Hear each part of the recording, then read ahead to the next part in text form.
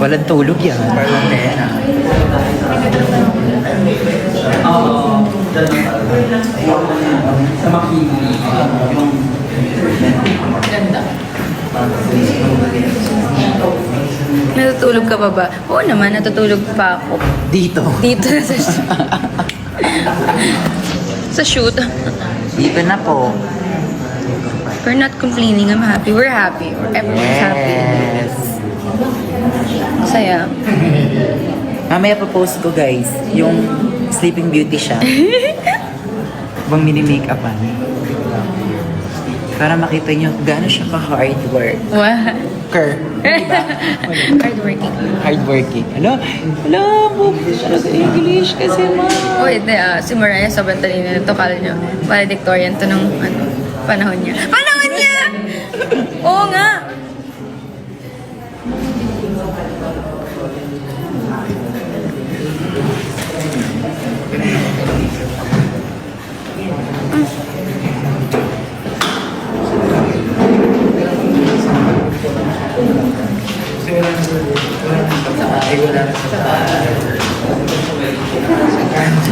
Hindi ako talaga nagbo-ball or pag sa event, sobrang sumasaglit lang ako ganyan.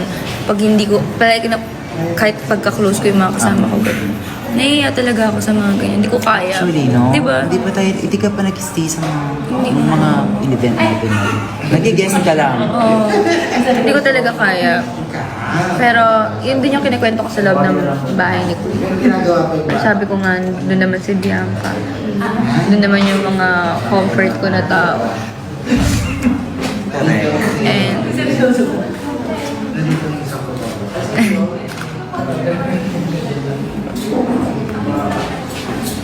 as long as I'm with them, feeling ko kaya ko na.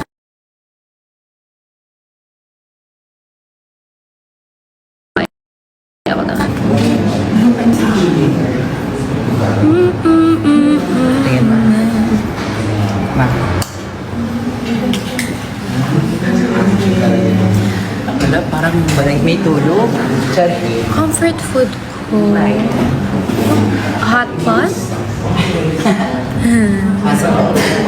Hot pot. All-time favorite. All-time. Or fruits. Kasi fruits talaga ako na tao. Kaya yun yung isa sa mga naging struggle ko sa loob ng bahay ni Kuya is walang prutas. Kaya kumakapit ako sa Lux Slim. Kasi yung Lux Slim kasi na drink, meron siya talagang mga fruits. So, doon ko na lang nakukuha talaga yung mga prutas na kailangan ko dahil.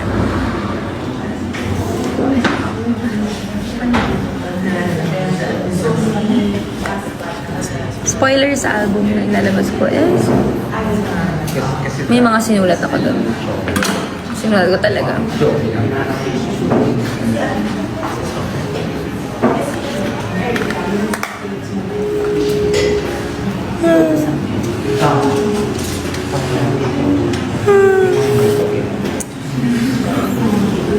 Gusto ko ba siya? Ate? Yung nawawala ng highlighter ni Mika. Yung nawawala ng highlighter ni Mika. Pupunta po ako ng Pampanga pag kaya na po ng time. Gusto ko nga pumunta kasi wala talaga kami dream project ko. Dream project ko talaga magkaroon ng movie or kahit alam mo yun, dream high. So, gusto ko magkaroon ng parang movie or kahit teleserye na rom-com talaga.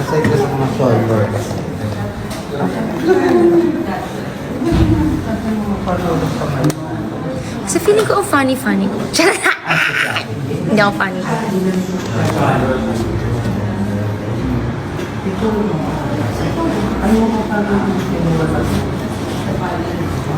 Si Brentin.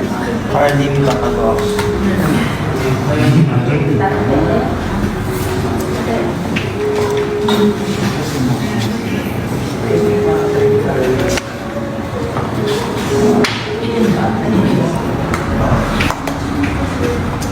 Punta ka ba sa concert ni Ma'am?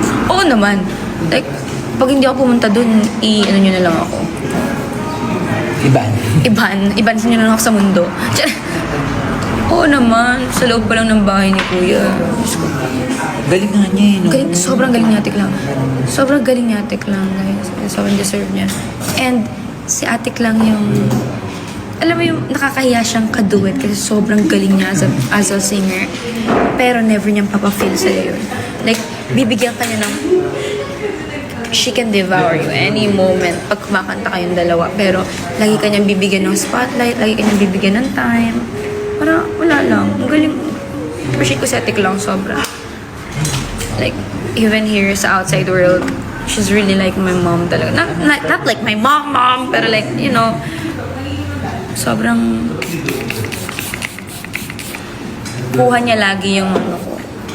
Kuha niya lagi yung handle ng faucet ko sa mata. Mga ganun. Kay mom talaga. Parang may soft spot ako sa kanya ngayon. Nag-open!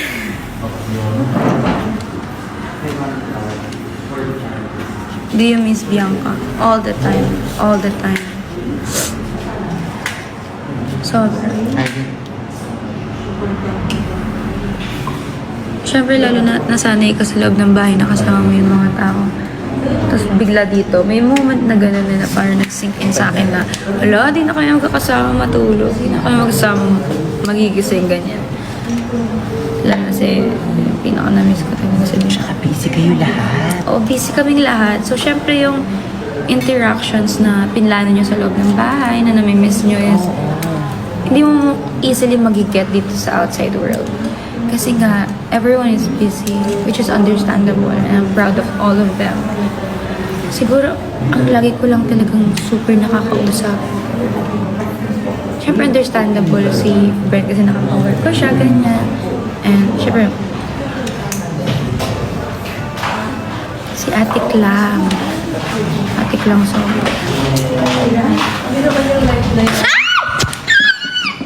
Nakalayo ako!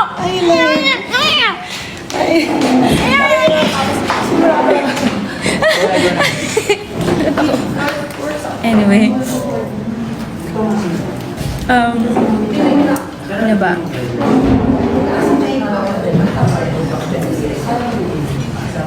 Sina Bianca, sina Shu, sina Brandy, Ate Klang. PDG talaga. PDG. Pero nakakatuwa kasi kung sino talaga yung core mo sa loob ng bahay talaga. Sa labas pala sila pa rin talaga yung core mo. Ang galing. Sina River din. Actually, parang lahat naman. Lahat naman ng kasabay namin lumabas.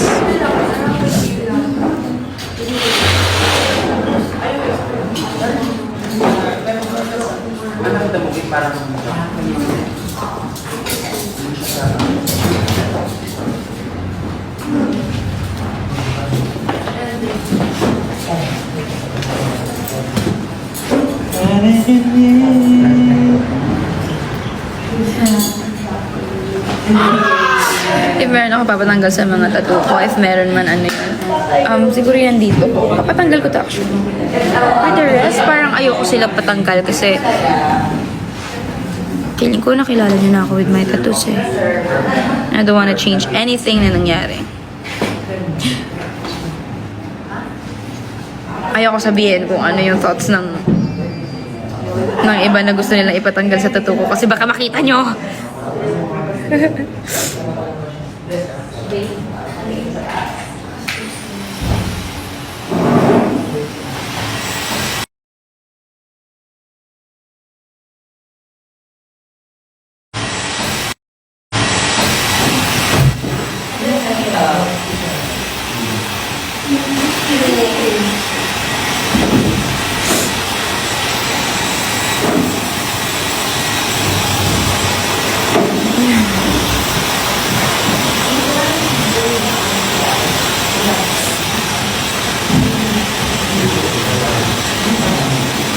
Ano reaction sa pag-propose ni Pops kay Baton? Kinilig ako, episode 28 na tayo guys. Pero alam nyo, kikwento ko to sa inyo lang, huwag yung pagkakalat. Like, yun yung sasabi.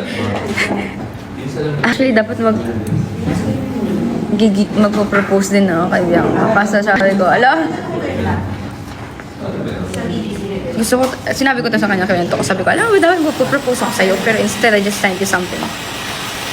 Kasi, syempre ayoko namang agawan yung moment na nagpo-propose ako sa kanya. Pero baka, takot ako, baka magalit kayo. Baka may magalit.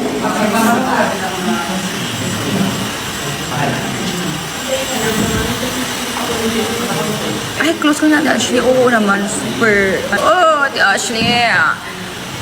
Mahal naman si Ate Ashley.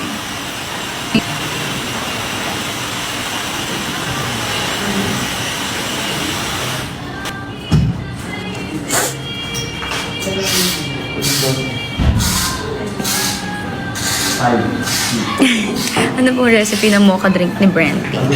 Secret! Kala nyo, hindi nyo pa nakita. Nakita nyo na yun sa bahay ni Kuya eh.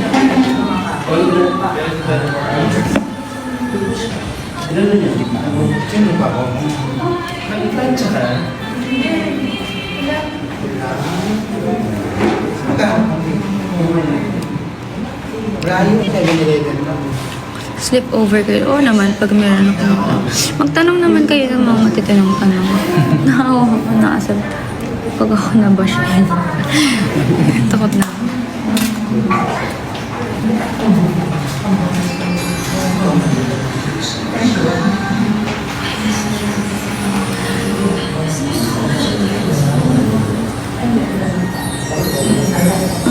Shadow ban ulit ako. Alam niyo bakit kasi nagpusak ng brand. Ang ganda ni Mariah. Ganda mo, no? Hala, ma, wala tayong tulog mo. Oh, ang ganda. Ang ganda mo.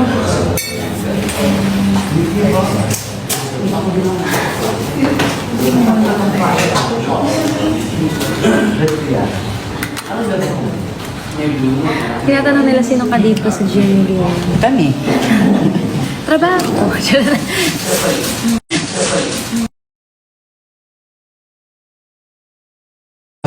Abangan nyo. And, dali. Abangan nyo rin yung look niya, at yung gown niya. Ayoko magsabi. Siyempre, ayoko naman. Abangan nyo, please. Siyempre, pag sinabi ko, hindi na kayo. surprise. Hindi na kayo matutuwa para, alam mo yun. Oo, para sa inyo yan, ang laban na ito. Charot.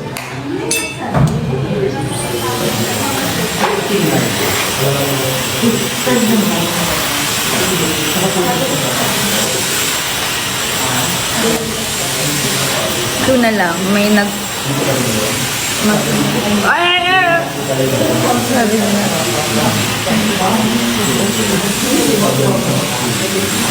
Ay, sikreto.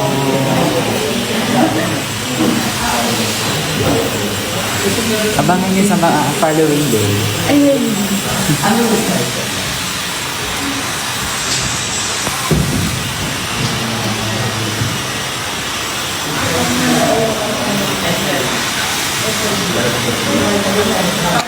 Ano ba yan? Clue na nga kung may ano, clue. Oh my God.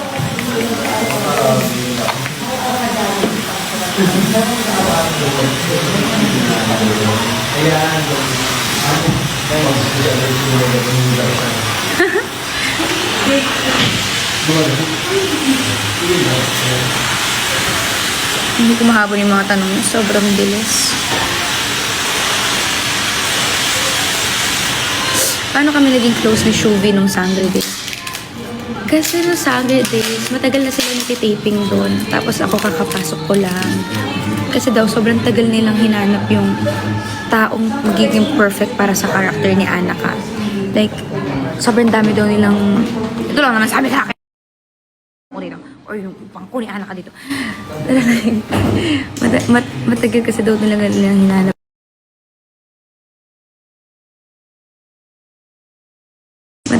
Matagal kasi daw nilang hinanap si Anak.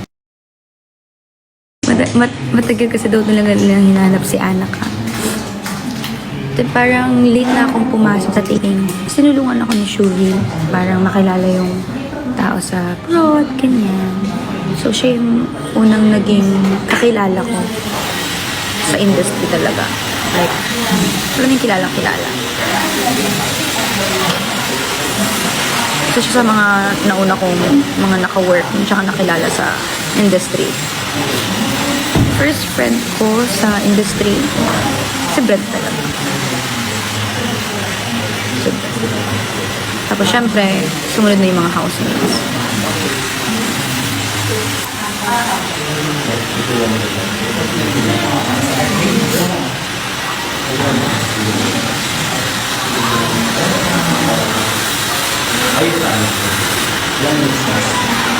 Mga 30 ka. Ano ba nakalagay? Ano ba nakalagay? Mag-hi ka, Kuya Jed. Hi po. Sabi ni Kuya, hi. Biglang tinutukan.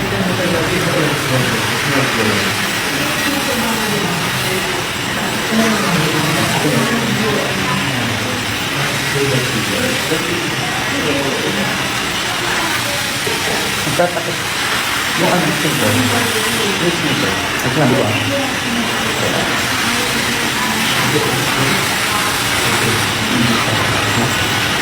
Nagtatakot ba? Nag-speaker pa.